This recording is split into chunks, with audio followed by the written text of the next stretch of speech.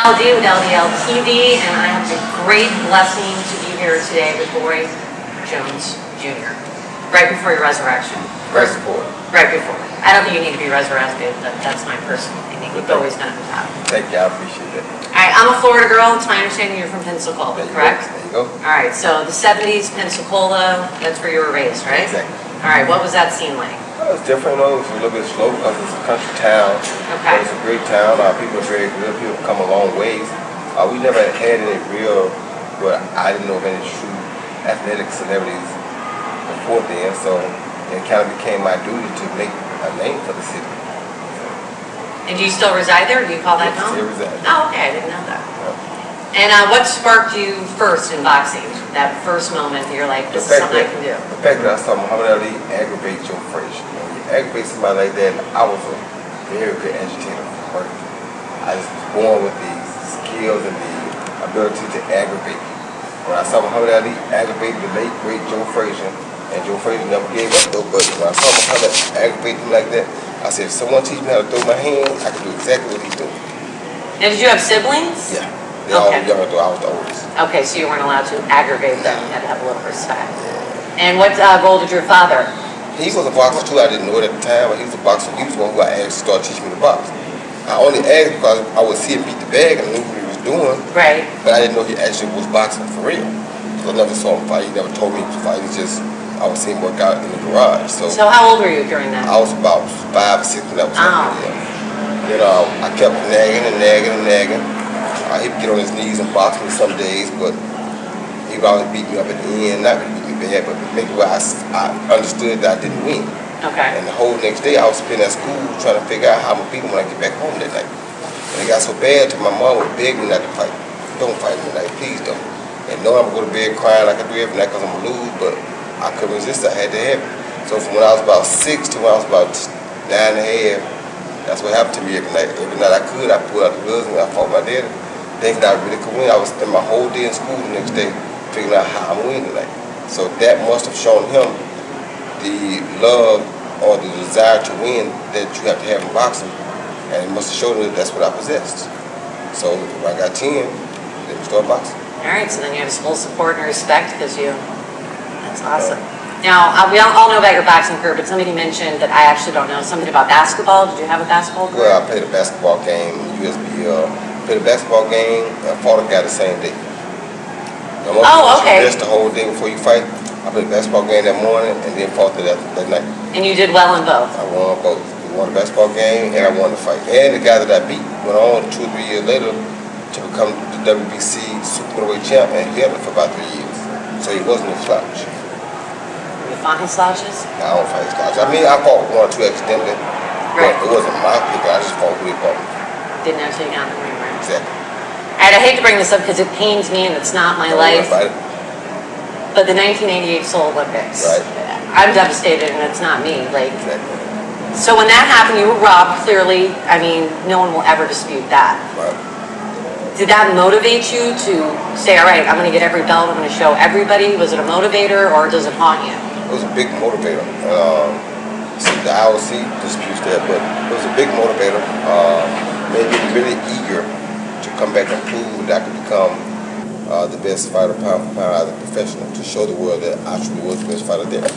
So it really helped me. It was God's way of motivating me. God knows us better than we know ourselves. And it was his way of motivating me. Because without that, I probably never would have excelled to the level that I excelled to.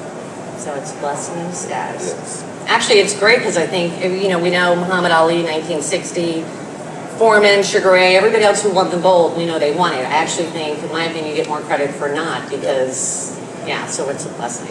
In my opinion, you've accomplished everything. You've done all the belts. You're talented in so many venues. You're going to keep going with boxing? Yeah. Only reason is because right now, I've conquered everything I did. I did what Bob Fitzsimmons did. Because I won the middleweight, middleweight, light heavyweight title, then recaptured the light heavyweight title. People missed that point right there. They get the middleweight, the light heavyweight, and the heavyweight, but they missed to recapture the light heavyweight title. You got to come back from heavyweight and make 175 again. Almost killed me, but I did it. Now I understand why it was 106 years between the time it happened. Because a man got to be crazy to put himself through all that in order to go back and do that. but I refused to sleep until I had accomplished going back and recapturing the light heavyweight title. So people say, why did you stay heavyweight? Why did you go back down the weight? It ruins your career. Say what you want, but for me to claim that I did the same thing Bob Fitzsimmons did, I need to do exactly what he did. Weight might have been a little different, or might not have been quite as many weight classes, but he still won the light heavyweight, we won the middleweight, light heavyweight, heavyweight title, went back and recaptured the light heavyweight title. I had to do that. If I didn't, I don't rest well saying I did what he did, when in facts or in actual fact, I didn't do what he did if I don't recapture the light heavyweight title. So when you went through that process physically, did it hurt your health? Yeah, Was it a...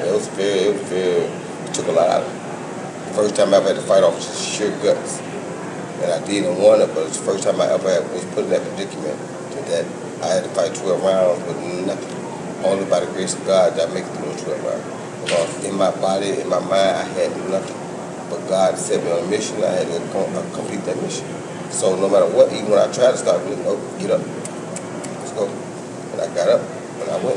And that's just what it was, you know. So people don't understand that. Maybe you can, but, you know, sometimes you hear a little quiet voice, he tell you what to do, you just got to do it. And I was sitting on that bench, and I really had made in my mind when I came back that I would say, I'm too tired, why you going to go through all this? And he said, no, you're not too tired, get up. So I got my mouthpiece, give me my mouthpiece. My coach was talking to me, he said, give me my mouthpiece and cut him off. Because I didn't want to hear what he was saying. That soft voice had spoken. You know who that was?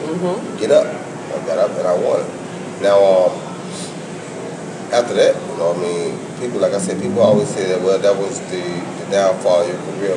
Could have been, but if that's what my destiny was, then let that be the downfall of my career, because I'm going to do what God destined me to do. That's what I feel like he told me to go do, that's what I did.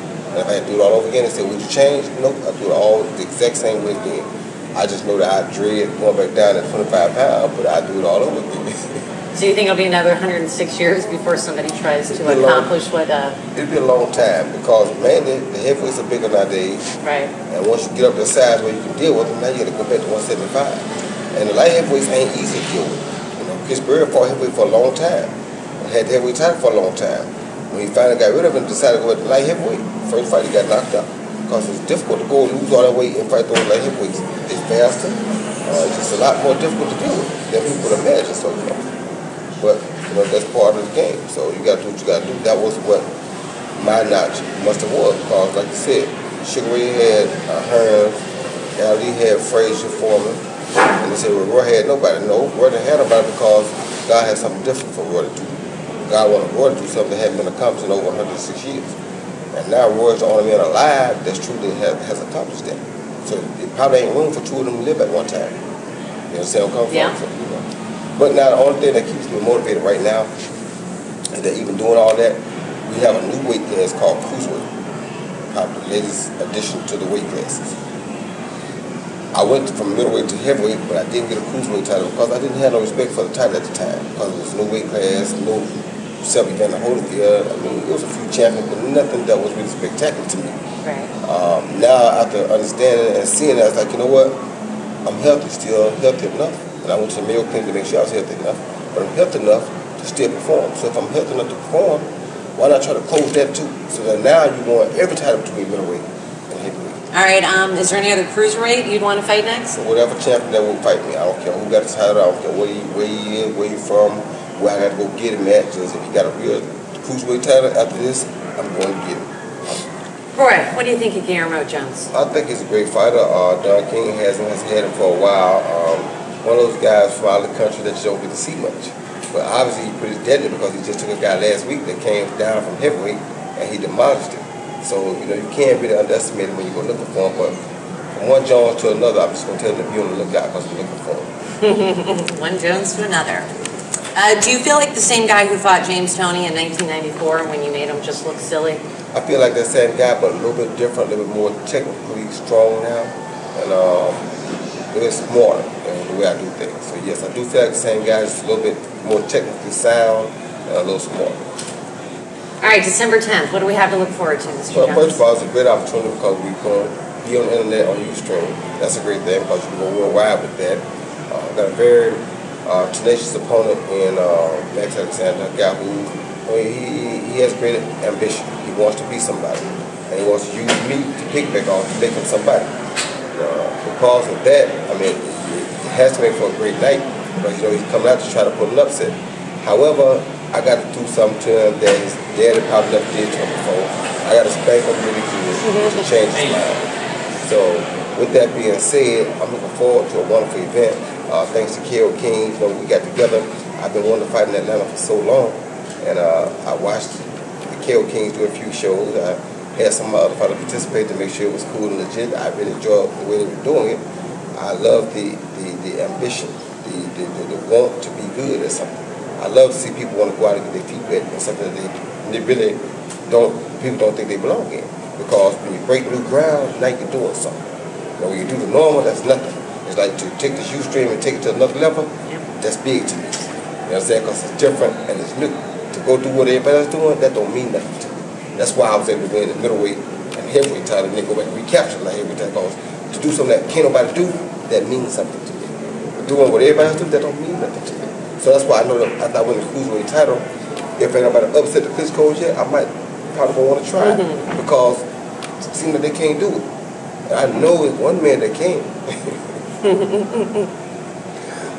it's tough, but I'm looking forward to it. All right, Roy, the Pacquiao Mayweather, any opinions, thoughts on that? I don't really have a lot of thoughts on it. They have two separate promoters. They're two separate fighters. They've been having all kinds of trouble getting together. So, we can't, I as a fighter can't sit around and wait and wonder about what they're going to do. I got to figure out what I'm going to do. However, they did fight. I like Pacquiao early, and I like Mayweather late. Reason being is because Pacquiao's a very strong puncher, very fast guy. He's the fast horse in the race. Mayweather is probably quicker, but he's not as strong a puncher as Pacquiao. So that would favor him in the later rounds. So if it goes the distance, I got to say I like Mayweather, but if there's an early knockout, I like Pacquiao. And that's all I can give because I don't want to, I'm like anybody else in this sport, I don't want to crush it for the fans. I want you to see what happens. But I'm just going to tell you that early I like Pacquiao, late I like Mayweather.